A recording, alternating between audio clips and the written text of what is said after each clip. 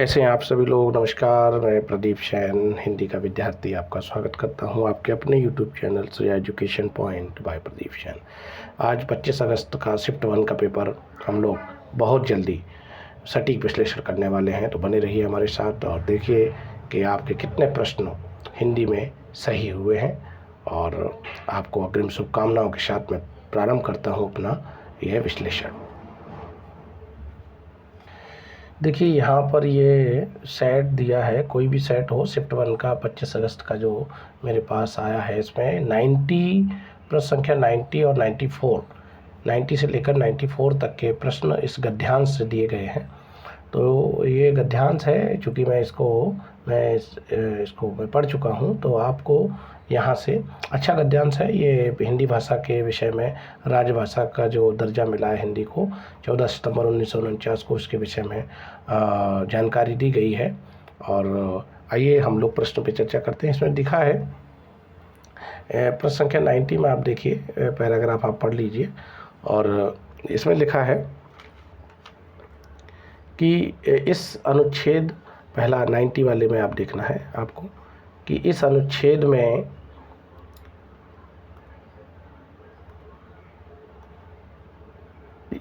यहाँ पर इस अनुच्छेद के सार में किस भाषा की बात इसमें है, किस भाषा पर जोर दिया गया है, किस भाषा पर इसमें जोर दिया गया है, देने की बात कही गई है। तो अनुच्छेद में हिंदी भाषा, पहला ऑप्शन इसमें दिया है हिंदी भाषा, दूसरा दिया है आपका संवैधानिक भाषा, तीसरा आपको दिया है इसमें दक्षिण भाषा, चौथा दिया है आपको भारतीय भाषाओं पर। तो इसमें क्या दिया है, इस अनुच्छेद के अंतर्गत आपको हिंदी भाषा पर चर्चा की गई है, हिंदी भाषा पर चर्चा की गई है। तो सही विकल्प क्या होगा आपका, हिंदी भाषा, पहला विकल्प आपका राइट आंसर इसका होगा। अगला प्रश्न है इसी में 91 में, देखिए आप लोग, ये लिखा है, इसमें लिखा है कि किस भारतीय भाषा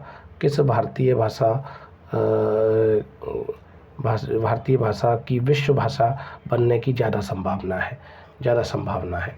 तो भाई सीधी सी बात है, मराठी की नहीं है, गुजराती की नहीं है, और हिंदी बिल्कुल, क्योंकि ये पूरा हिंदी पर ही पैराग्राफ दिया है। तो इसमें सही विकल्प क्या होगा आपका, प्रश्न संख्या 91 का विकल्प नंबर आपका सही होगा, आंसर हिंदी आपका सही, सी विकल्प सही। अगला प्रश्न है प्रश्न संख्या 92, इसमें लिखा है 92 में राष्ट्रभाषा प्रमुख लक्षणों में से कौन सी व्यवहार नहीं है। राष्ट्रभाषा के प्रमुख लक्षणों में से इनमें से कौन सा व्यवहार नहीं है। तो प्रमुख लक्षणों में क्या है, सामान्य जन भाषा, सारे देश की संपर्क भाषा, जनता की भावनात्मक तथा संस्कृति भाषा, क्षेत्र सीमित। तो सही विकल्प क्या है आपका, यही होना चाहिए। इसमें लिखा है कि क्षेत्र सीमित, राजभाषा कोई क्षेत्र सीमित नहीं होती। तो सही विकल्प क्या है, डी, इसका आंसर होगा डी। अगला दिया है हिंदी भाषा को भारतीय संविधान में किस वर्ष मान्यता प्राप्त हुई, किस वर्ष मान्यता प्राप्त हुई। तो हिंदी भाषा को भारतीय संविधान में, चूँकि इसमें लिखा भी है तो 1949, और पूरा डिटेल में इसमें है 14 सितंबर हिंदी को राजभाषा घोषित किया गया 1949 को, इसीलिए प्रतिवर्ष हिंदी दिवस 14 सितंबर को मनाया जाता है। तो राइट आंसर हमारा बी होगा। अगला प्रश्न है 94 में, देखिए इस अनुच्छेद का निम्नलिखित में से उचित शीर्षक क्या होगा। तो उचित शीर्षक क्या होगा, भावनात्मक भाषा नहीं है, जन भाषा नहीं है, बोलचाल की भाषा नहीं है। तो ये क्या विकल्प होना चाहिए, इसमें विकल्प क्या होना चाहिए, इसमें विकल्प जो होना चाहिए वो आपका हिंदी क्या होना चाहिए, डी, हिंदी राजभाषा और राष्ट्रभाषा सही विकल्प होगा, विकल्प नंबर आपका डी, विकल्प नंबर आपका डी।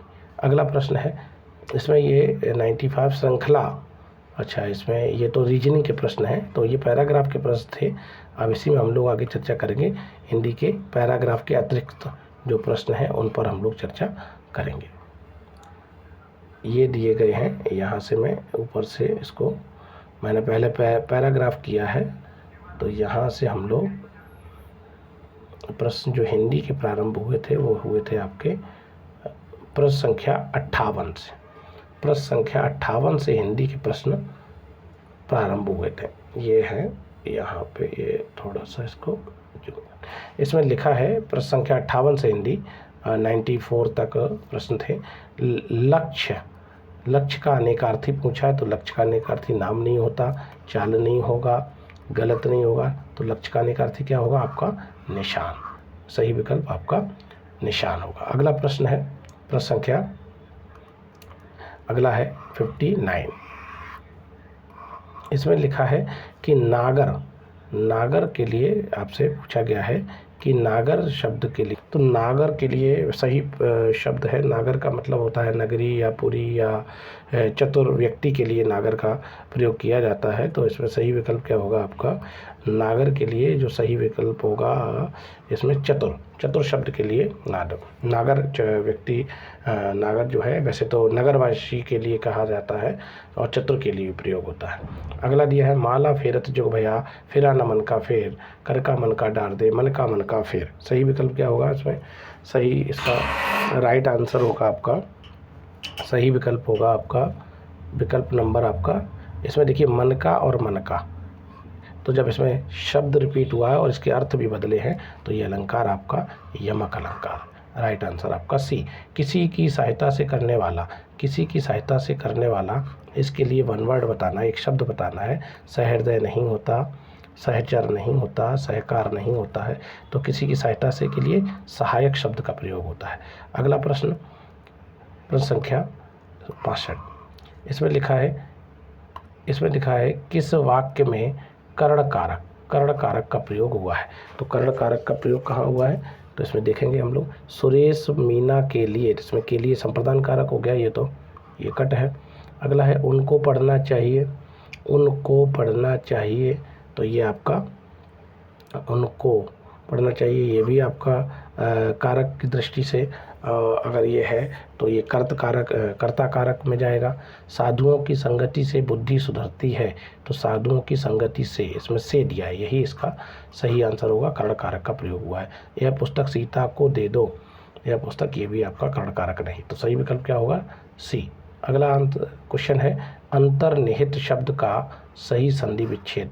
तो अंतर्निहित शब्द की बात अगर करें तो अंतर्निहित में जो संधि है वो व्यंजन संधि का इसमें प्रयोग हुआ है, व्यंजन संधि का प्रयोग हुआ है, व्यंजन संधि, व्यंजन संधि का प्रयोग हुआ है, और ये अंतः धन निहित, अंतः धन निहित शब्द, विकल्प नंबर डी आपका राइट आंसर। व्यंजन नहीं, इसमें विसर्ग संधि, क्षमा चाहेंगे, इसमें विसर्ग संधि है, विसर्ग संधि का प्रयोग हुआ है, विसर्ग संधि।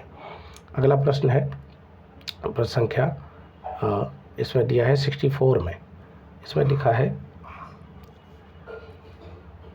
प्रश्न संख्या, हिंदी साहित्य अकादमी की ओर से हर वर्ष सलाका सम्मान, सलाका सम्मान, देखिए एक सम्मान, एक पुरस्कार प्रत्येक शिफ्ट में आ रहा है, पेपर में आ रहा है, तो इसमें सलाका सम्मान जो दिया जाता है साहित्य अकादमी के द्वारा, हिंदी साहित्य अकादमी के द्वारा, तो ये किस में दिया जाता है? तो आपका ये दिया जाता है हिंदी को नई दिशा प्रदान करने के लिए, विकल्प नंबर सी।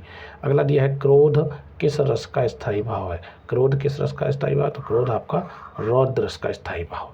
वीर रस का स्थायी भाव उत्साह होता है, इसका क्या होता है? उत्साह। विभत्स, ये आपका विभत्स जो है वो जुगुप्सा, जुगुप्सा के तौर पर आता है। और ये आपका भयानक रस, ये भय। तो रौद्र रस, रौद्र रस का स्थायी भाव है। अगला, हिंदी में मैं का बहुवचन, ये तो मैं कई बार बच्चों को बता चुका हूँ कि मैं का बहुवचन, तो मैं का बहुवचन क्या होगा? तो मैं का बहुवचन क्या होगा? मैं का बहुवचन आपका विकल्प दिया है इसमें, विकल्प नंबर चौथा, हम। मैं का बहुवचन क्या होगा? हम। अगला, विरोध करना, विरोध करना के लिए सही मुहावरा बताना है। तो विरोध करना, सिर चढ़ना नहीं, सिर उठाना, बिल्कुल यही होगा इसका, सिर झुकाना नहीं, सिर काटना नहीं, तो सही विकल्प आपका होगा विकल्प नंबर सी, ये वाला बी, सिर उठाना। अगला दिया है स्रोत और स्रोत, इसमें दिया है स्रोत, ये तो एक ही शब्द दिए हैं इन्होंने, स्रोत, इसको थोड़ा सा जूम करो, ये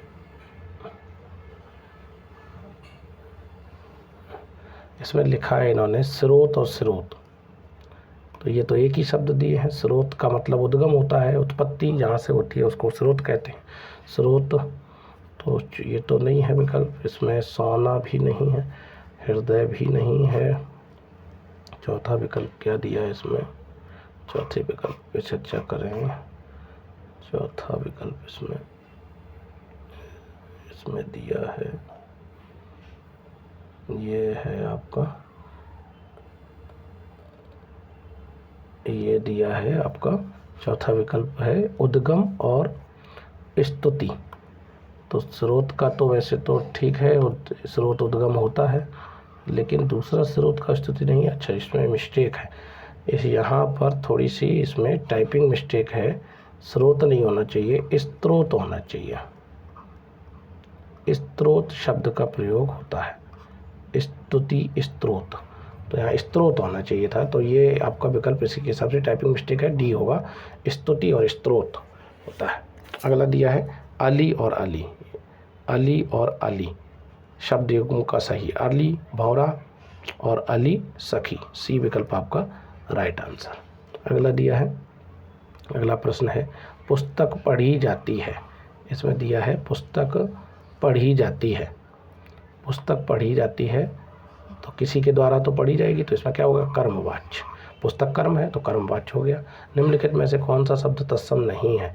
नग्न तत्सम है, क्षमा तत्सम है, नख तत्सम है, नेह तत्सम नहीं है, ये तद्भव है। इसका जो तत्सम होगा वो आपका होगा स्नेह, स्नेह। तो सही आंसर आपका क्या है, डी। अगला दिया है प्रश्न संख्या, अगली है 72। इसमें दिया है रेखांकित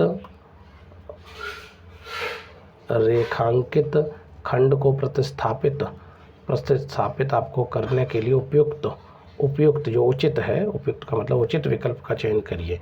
महंत जी को आध्यात्म नहीं, यहाँ पे ये आध्यात्म ही गलत लिखा है, अध्यात्म होता है। जब अध्यात्म में एक लगता है तो आप आध्यात्मिक बनता है, तो ये आपका यही, इसकी जगह आपको इनमें से कोई देखना है। तो महंत जी को अध्यात्म सही है, अध्यात्म का अच्छा ध्यान है, ध्यान तो नहीं होता, ज्ञान होता है। अगला पढ़ते हैं महंत जी को अध्यात्म, ये शब्द ही गलत है, आध्यात्म नहीं होता। महंत जी को ये भी गलत है। महंत जी को तम नहीं, ये भी गलत है।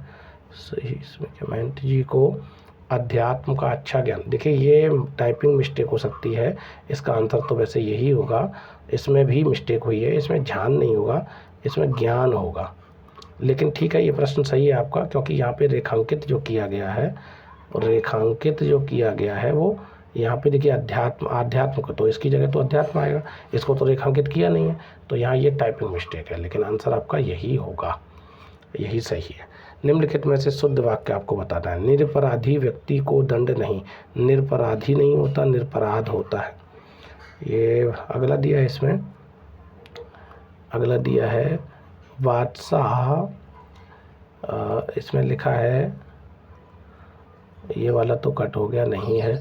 इसमें लिखा है बादशाह ने मुक्त हस्त दान दिया, यही होगा इसका आंसर।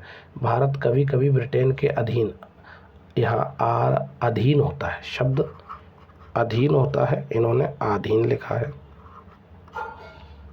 सही शब्द आपका अधीन है, ये भी नहीं है आपका। पैतृक नहीं होता है, पैतृक होता है, पैतृक वर्तनीय शुद्धि है, इसमें पैतृक शब्द का प्रयोग किया जाता है, और यहाँ निरपराधी नहीं होगा, तो सही विकल्प आपका बी। अगला प्रश्न संख्या अगली है, इसमें दिया है गमही। इसमें दिखा है गमही जो है 74 में गमही शब्द, इसको थोड़ा सा ये रहा, गमही का पूछा है। गमही शब्द है, गमही तद्भव नहीं है, देशज नहीं है, तो सही विकल्प क्या होगा, तत्सम है। विदेशज भी नहीं है, गमही, ये गमही जो है तत्सम शब्द है। अगला है कमाल। कपाल की बात करें, कपाल का पर्यायवाची, क्या होगा? अगला है इसमें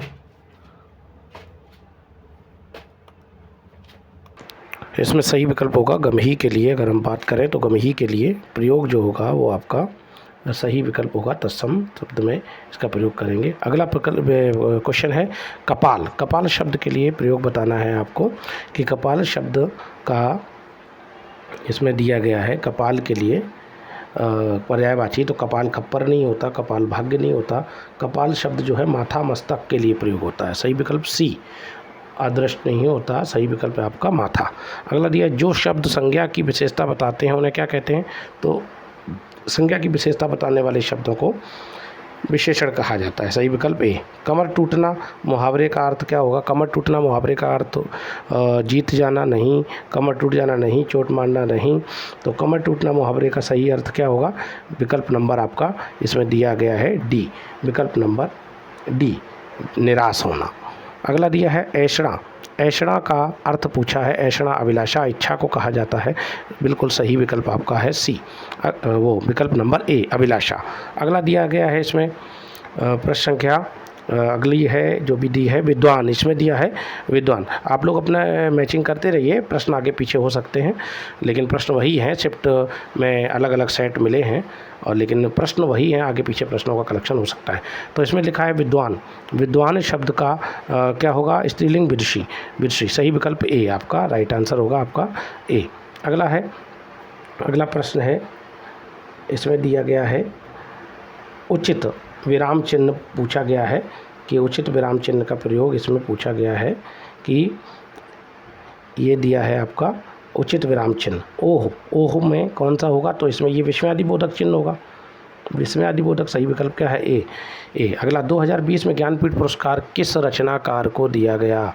तो 2020 में जो ज्ञानपीठ पुरस्कार दिया गया है आपका सर्वेश यादव शब्बे को नहीं है, नीलमणि फूकन को नहीं दिया गया है 2020 में, नीलमणि फूकन, और कृष्णा सोबती को 2017 में दिया गया था, 2017 में इनको।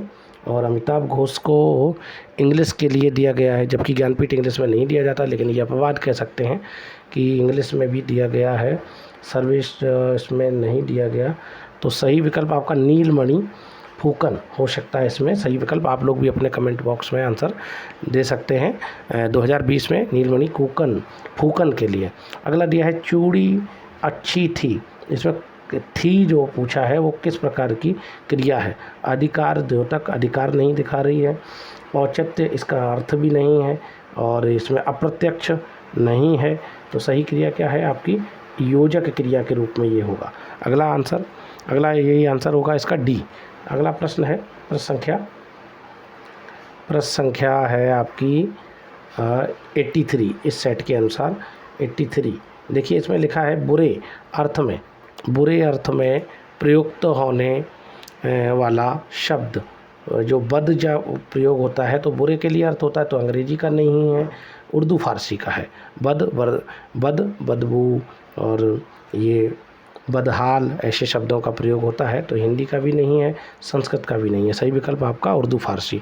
आत्मनिर्भरता निबंध, ये आत्मनिर्भरता निबंध जो है वो अजीत कुमार का नहीं, रामचंद्र शुक्ल का भी नहीं, ये विकल्प आपका सही होगा, बालकृष्ण भट्ट का है सही। अगला प्रश्न इसमें दिया गया है दिए गए विकल्पों में से कौन सा जोड़ा समश्रुत भिन्नार्थक नहीं है? समश्रुत भिन्नार्थक नहीं है। अणु और अनु है, अंत और आरंभ नहीं है, अनिल और अनिल भी है, और आपका अभय और उभय शब्द भी आपका इसी में आएगा। तो सही विकल्प क्या है आपका? कौन सा नहीं है? अंत और आरंभ। अगला अनिल का मतलब यहाँ पे अनिल से मतलब है वायु और अनल से मतलब है आग।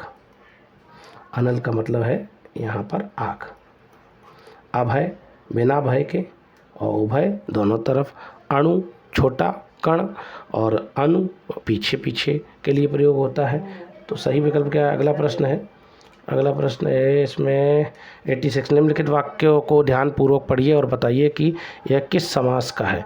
इसमें समास पूछा है। समास क्या है इसमें पूछा है?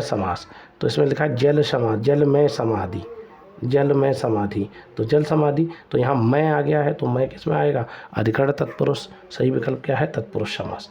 अगला प्रश्न इसमें दिया है बोलने, बोलने दो चीड़ को किस की कृति है, बोलने दो चीड़ को किसकी कृति है, तो ये आपकी नरेश मेहता, नरेश मेहता की रचना है। अगला द्विज, द्विज शब्द जो है वो इसमें लिखा है शब्दों में निम्नलिखित में से कौन सा शब्द नहीं आता द्विज के अंतर्गत। द्विज अनेकार्थी है, पक्षी को द्विज कहते हैं, दांत को द्विज कहते हैं और ब्राह्मण को भी द्विज कहते हैं। किसको नहीं कहते हैं, विदेह को। सही विकल्प आपका क्या है, विदेह। अगला प्रश्न बा, इसमें लिखा है बा जो उपसर्ग दिया है वो बा उपसर्ग से बने शब्द पूछे हैं, तो बा उपसर्ग से बदौलत बनेगा, बर्दाश्त नहीं बनेगा, बा कलम नहीं बनेगा और बदनाम बद है। इसमें बद है, इसमें बा है और इसमें आपका बर है, इसमें बर है। ठीक है, तो इसमें ये सही विकल्प आपका क्या होगा, बदौलत में बा। तो ये प्रश्न आपका 89 भी कंप्लीट हो चुका है। अगला प्रश्न है इसमें 89, फिर मैंने इसमें आपको पैराग्राफ से संबंधित मैं प्रश्न करा ही चुका हूँ, तो आपने ये 94 तक प्रश्न पूरे कंप्लीट आपने कर लिए हैं। ये प्रश्न आपके प्रारंभ हुए थे प्रश्न संख्या 59 से, आपने 58 से प्रारंभ किए थे। तो आशा करते हैं आपने सही इन प्रश्नों का आकलन कर लिया है और आपने चेक कर लीजिए। कोई डाउट हो तो कमेंट बॉक्स में ज़रूर लिखिए और तब तक के लिए नए दूसरे शिफ्ट के लिए मैं जैसे ही पेपर आएगा तो मैं उसका एनालिसिस आपको कराऊंगा। तब तक के लिए अगर आपने हमारा चैनल सब्सक्राइब नहीं किया है तो सब्सक्राइब करिए, लाइक करिए, शेयर करिए, जिससे और इसी तरीके से मैं वीडियो आपको डालता रहूँ। तब तक नमस्कार, धन्यवाद, जय हिंद।